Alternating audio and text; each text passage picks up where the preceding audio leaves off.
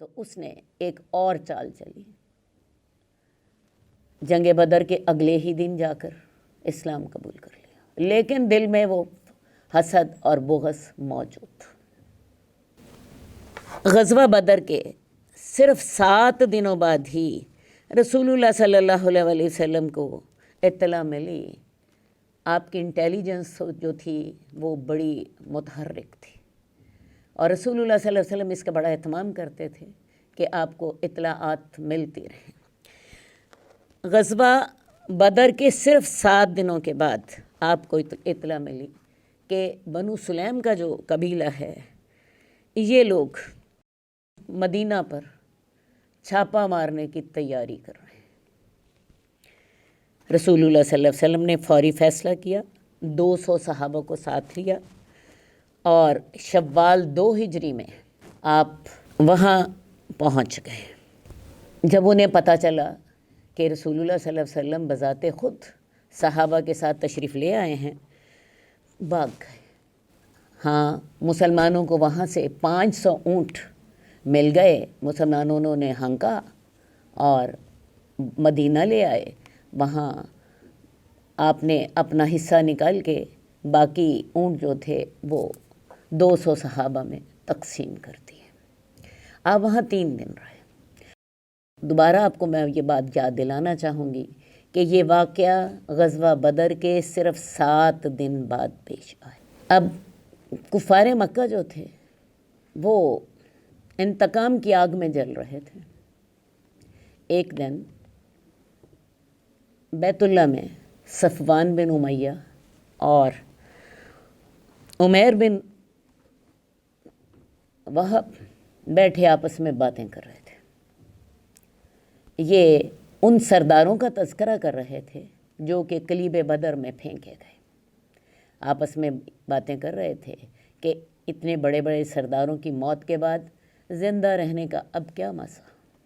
عمیر کہنے لگا، اگر میرے سر پر قرض نہ ہوتا جس کی ادائیگی کا بھی کوئی انتظام نہیں ہے، اور میرے بچے نہ ہوتے تو میں ہی جاتا اور مدینہ جا کے محمد کو قتل کراتا۔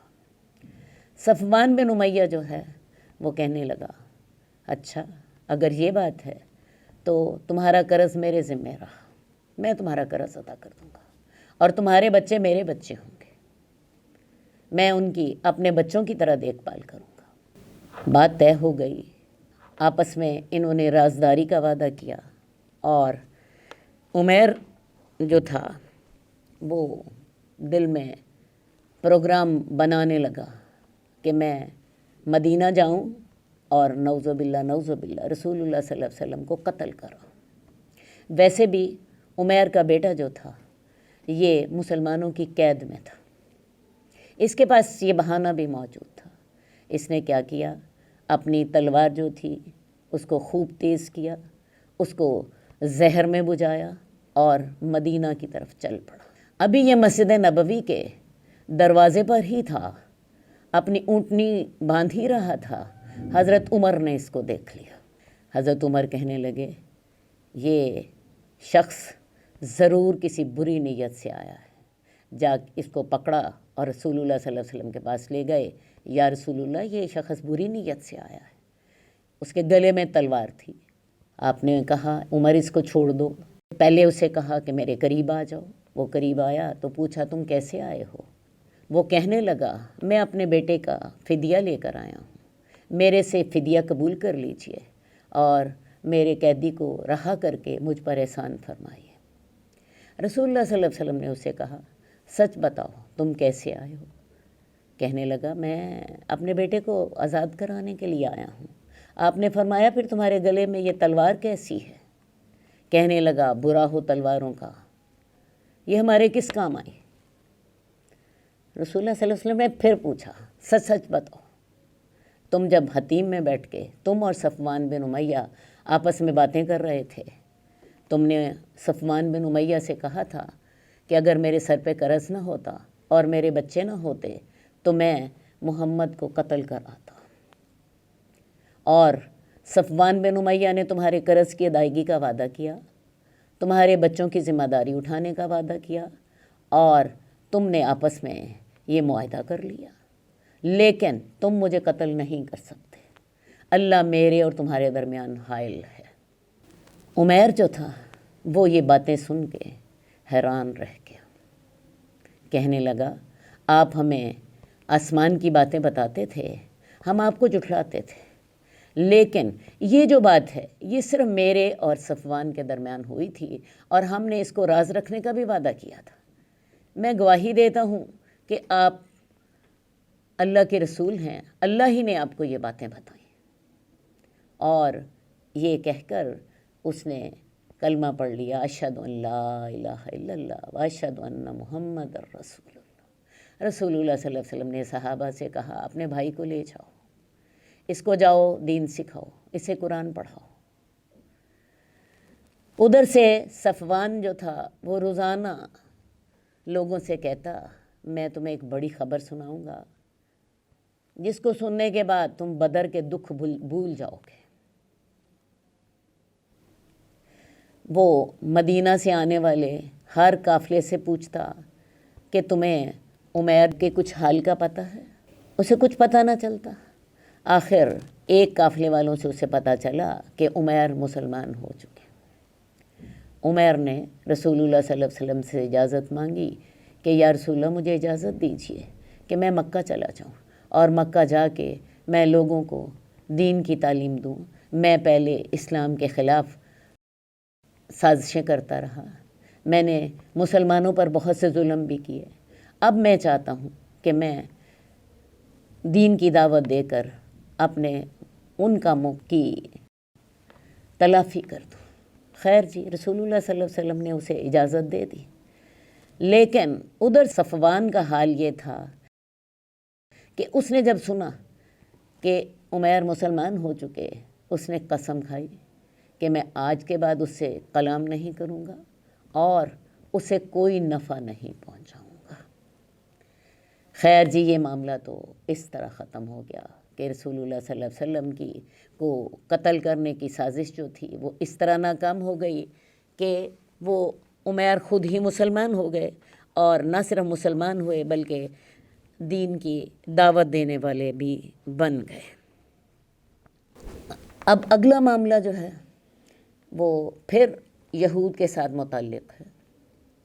یہود کو رسول اللہ صلی اللہ علیہ وسلم سے بہت حسد تھا۔ اس کی ایک وجہ تو بڑی سیدھی سی تھی، ان کا خیال یہ تھا کہ نیا نبی جو آئے گا وہ بنی اسرائیل سے آئے گا، اور رسول اللہ صلی اللہ علیہ وسلم بنی اسماعیل سے آ گئے تھے۔ اس کے علاوہ کچھ اور بھی وجوہات تھیں۔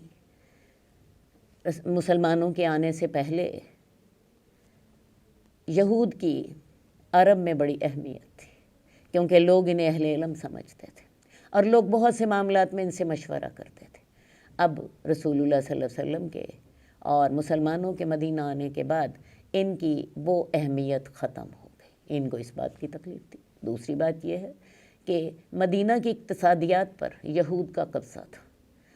ہم نے آپ کو پہلے بتایا تھا کہ یہود سودی کاروبار کرتے، لوگوں کو قرضے دیتے، اسلحہ بیچتے، لوگوں کے اندر لڑائیاں ڈلواتے اور اپنے کاروبار کو بڑھانے کے لیے ہر وقت اوس اور خزرج کے درمیان لڑائی کا چکر چلاتے رہتے۔ اب جب مسلمان مدینہ آئے تو مہاجرین مکہ، چونکہ ان کا پیشہ تجارت تھا، ان کو تجارتی امور کی بڑی خبر تھی، لہٰذا اب وہ جو مدینے کی اقتصادیات پر پہلے یہود کا قبضہ تھا، اب یہود کے ساتھ مہاجرین جو تھے وہ بھی اس میں شریک ہو گئے۔ یہود کو اپنے اس مقام میں مہاجرین کے جو مقابلہ تھا اس کی بھی بڑی تکلیف تھی۔ تو یہ کئی وجوہات مل گئی تھیں جنہوں نے یہود کو سرکشی پہ آمادہ کر دیا تھا۔ رسول اللہ صلی اللہ علیہ وسلم نے مدینہ جاتے ہی ان کے ساتھ وعدہ کیا تھا تاکہ مسلمان اور وہ ایک شہر میں امن اور سکون کے ساتھ رہ سکیں، لیکن یہودی ایک سازشی قوم ہے۔ یہ یہودی وہ لوگ ہیں جنہوں نے اللہ کی آیات میں تحریف کی، اللہ کے انبیاء کو قتل کیا۔ جب ان باتوں کا پتہ مدینے کے لوگوں کو چلا قرآن مجید کی آیات کے ذریعے، یہودیوں کو اس سے بھی بڑی شرمندگی محسوس ہوتی۔ پہلے تو وہ یہ اپنی ساری خباثتیں لوگوں سے چھپائے ہوئے تھے، قرآن مجید ان کی یہ خباثتیں کھول کھول کر بتاتا تھا۔ اس وجہ سے بھی یہودیوں کو مسلمانوں سے تکلیف ہو رہی تھی۔ بہرحال اب یہ جو تکلیف تھی اس کا اظہار بھی ہونے لگ پڑا۔ غزوہ بدر کے بعد یہودیوں کے جو سردار تھے یہ مکہ گئے، انہوں نے مشرکین مکہ سے جا کر ہمدردی کا اظہار کیا اور انہیں مسلمانوں سے انتقام لینے کے لیے ورغلایا۔ وہ تو پہلے ہی انتقام کی آگ میں جل رہے تھے، انہوں نے اس آگ کو اور تیز کیا۔ رسول اللہ صلی اللہ علیہ وسلم ان کی یہ حرکتیں دیکھ رہے تھے۔ ان کے جو شاعر تھے وہ رسول اللہ صلی اللہ علیہ وسلم کی ہجو کرتے اور مسلمان عورتوں کے ساتھ چھیڑ چھاڑ کرتے۔ رسول اللہ صلی اللہ علیہ وسلم نے ایک دن بنو قینقاع کے بازار میں یہود کو جمع کیا۔ ہم نے آپ کو پہلے بتایا تھا کہ مدینے میں یہود کے 3 قبائل تھے، ایک بنو قینقاع، ایک بنو نذیر اور ایک بنو قریظہ۔ بنو قینقاع جو تھے وہ سب سے زیادہ طاقتور اور سرکش تھے، تو انہی کے بازار میں رسول اللہ صلی اللہ علیہ وسلم نے یہود کو اکٹھا کیا اور ان کو سمجھایا کہ دیکھو اپنی سرکشی سے باز آ جاؤ، ایسا نہ ہو کہ تم میں بھی وہی مار پڑے جو کہ قریش کو پڑ چکی ہے۔ یہود کا جواب آگے سے بڑا سرکشی والا تھا، کہنے لگے محمد تم دھوکے کا شکار ہو گئے ہو، تمہارا واسطہ ایسے لوگوں سے پڑا جو کہ جنگ سے ناآشنا تھے، ہمارے سے تمہارا مقابلہ ہوا تو تمہیں پتہ لگ جائے گا کہ جنگ کسے کہتے۔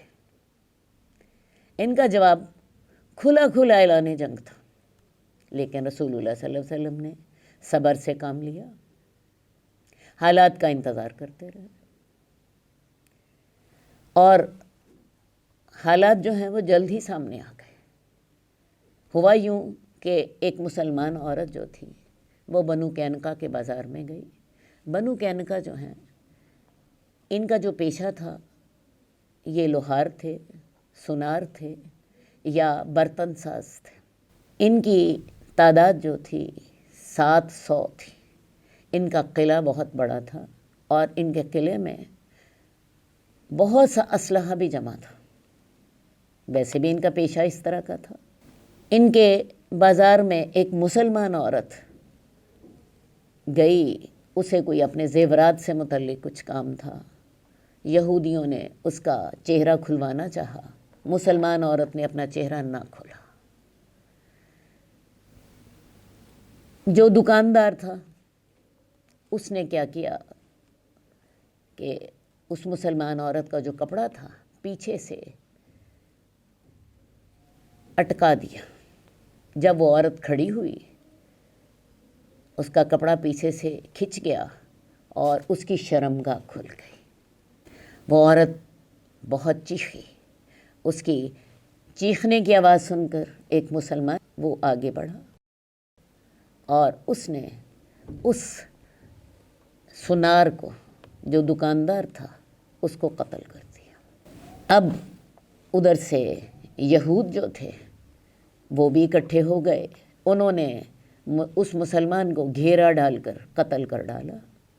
اب یوں سمجھیے ایک لڑائی کی کیفیت پیدا ہو گئی اور ایک عام بلوہ ہو گیا۔ رسول اللہ صلی اللہ علیہ وسلم کو جب ان حالات کا پتہ چلا تو آپ نے ان کا محاصرہ کر لیا۔ ان لوگوں نے معاہدے کی خلاف ورزی کی اور قلعہ بند ہو کر بیٹھ گئے۔ محاصرہ 10 دن جاری رہا۔ یہ لوگ اس شرط پر ہتھیار ڈالنے پر آمادہ ہو گئے کہ رسول اللہ صلی اللہ علیہ وسلم ان کے بارے میں جو فیصلہ کریں گے یہ اسے قبول کر لیں گے۔ خیر جی، رسول اللہ صلی اللہ علیہ وسلم نے ان سب کو باندھنے کا حکم دے دیا، ان سب کو باندھا گیا۔ اب اس وقت عبداللہ بن ابی جس کو مسلمان ہوئے ابھی صرف 1 مہینہ ہی ہوا تھا، وہ آ گیا۔ وہ بنو قینقاع کا جاہلیت کے دور میں حلیف تھا۔ اس نے رسول اللہ صلی اللہ علیہ وسلم کے پاس آ کر ان کی سفارش کی کہ یا رسول اللہ، ان کو معاف کر دیجیے، لیکن اس کا انداز بڑا سرکشی والا تھا۔ کہنے لگا کہ 300 کھلے جسم کے جوان اور 400 زرہ پوش جنہوں نے ہر مشکل میں میری مدد کی، آج ان کو قتل کر دیا جائے گا۔ محمد، میرے حلیفوں کے بارے میں رعایت کیجیے۔ رسول اللہ صلی اللہ علیہ وسلم نے رخ پھیر لیا۔ اس نے آپ کے گریبان میں ہاتھ ڈال دیا۔ رسول اللہ صلی اللہ علیہ وسلم نے اسے کہا، تیرا برا ہو، مجھے چھوڑ دو۔ لیکن اس نے کہا، میں آپ کو تب چھوڑوں گا جب تک کہ آپ میرے حلیفوں کے بارے میں نرمی کا اعلان نہیں کرتے۔ رسول اللہ صلی اللہ علیہ وسلم کے چہرے پر غصے کے اثرات بھی دیکھے گئے۔ میں نے جیسا کہ آپ کو پہلے بتایا، اسے ابھی مسلمان ہوئے 1 مہینہ ہی ہوا تھا۔ رسول اللہ صلی اللہ علیہ وسلم نے اسے کہا، چلو میں تمہاری خاطر انہیں چھوڑ دیتا ہوں۔ خیر جی، ان کو چھوڑ دیا گیا، لیکن رسول اللہ صلی اللہ علیہ وسلم نے ان کو کہا کہ وہ 3 دنوں کے اندر اندر مدینے سے نکل جائیں۔ اب وہ مدینے میں نہیں رہ سکتے۔ عبداللہ بن ابی اب پھر ان کی حمایت کے لیے دوبارہ آیا۔ رسول اللہ صلی اللہ علیہ وسلم کے گھر پر آیا تاکہ ان کی حمایت کرے۔ اس کا دل یہ تھا کہ یہ لوگ اپنے گھروں میں ہی رہیں، ان کو ان کے گھروں سے نہ نکالا جائے۔ یہ رسول اللہ صلی اللہ علیہ وسلم کے گھر پر آیا۔ حضرت عبیم ایک صحابی تھے، وہ اس وقت پہرہ دے رہے تھے۔ اس نے ان کو دھکا دے کر اندر جانا چاہا، لیکن آپ کے دربان نے اس کے ساتھ سختی کی، اسے اندر ہی نہیں جانے دیا۔ بہرحال یہ اس بات میں تو کامیاب ہو گیا کہ ان کی جانیں بچ جائیں، لیکن یہ فیصلہ یہود کو ماننا پڑا کہ یہود اپنے قلعے سے نکل جائیں، اور آپ نے صحابہ کی ڈیوٹی لگا دی کہ 3 دنوں کے بعد بنو قینقاع کا کوئی آدمی مدینے میں نہ رہے۔ 3 دنوں کے بعد انہیں وہاں سے نکال دیا گیا۔ یہ مدینے سے نکل کے شام کی طرف ازروات کا ایک علاقہ ہے، وہاں چلے گئے، اور یہ پہلا قبیلہ تھا جس کے ساتھ رسول اللہ صلی اللہ علیہ وسلم نے یہ معاملہ فرمایا۔ ادھر سے قریش مکہ جو تھے، انہیں غزوہ بدر کے ساتھ بہت زیادہ تکلیف پہنچ چکی تھی، دن رات چین نہیں تھا۔ انہوں نے لوگوں کو منع کر دیا تھا کہ وہ اپنے مقتولین پر آہو بکا نہیں کریں گے، اور اپنے قیدیوں کا فدیہ بھی جلد نہیں بیچیں گے، تاکہ مسلمان ان کی کمزوری کو نہ جانیں۔ ابو سفیان نے قسم کھا لی کہ میں جب تک محمد سے جنگ نہیں کروں گا، تب تک میں جنابت کی وجہ سے اپنا سر نہ دھوں گا۔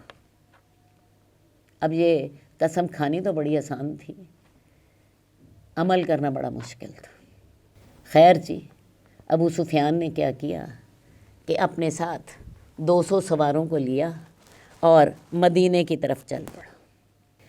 مدینے جا کر اس نے سلام بن مشکم ایک یہودی کے پاس رات گزاری۔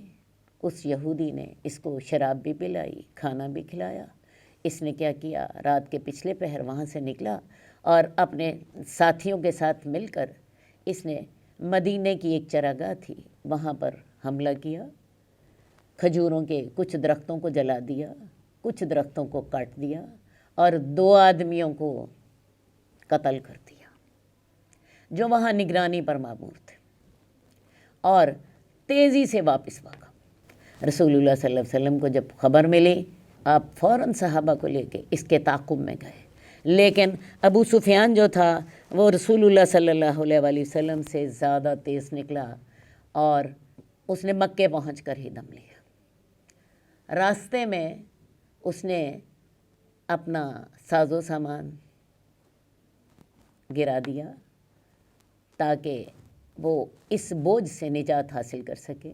اس کے ساتھ بہت سے ستو بھی تھے، اس نے وہ بھی راستے میں گرا دیے تاکہ ہلکا پھلکا ہو کر زیادہ تیزی سے بھاگ سکے۔ مسلمانوں نے وہ ساز و سامان اور وہ جو ستو تھے وہ قبضے میں لے لیے اور واپس چلے گئے۔ اس غزوے کا نام ہی مسلمانوں نے غزوہ سویق رکھ دیا، کیونکہ سویق ستوؤں کو کہتے ہیں۔ یہ غزوہ جو ہے یہ ذی الحج 2 ہجری میں پیش آیا۔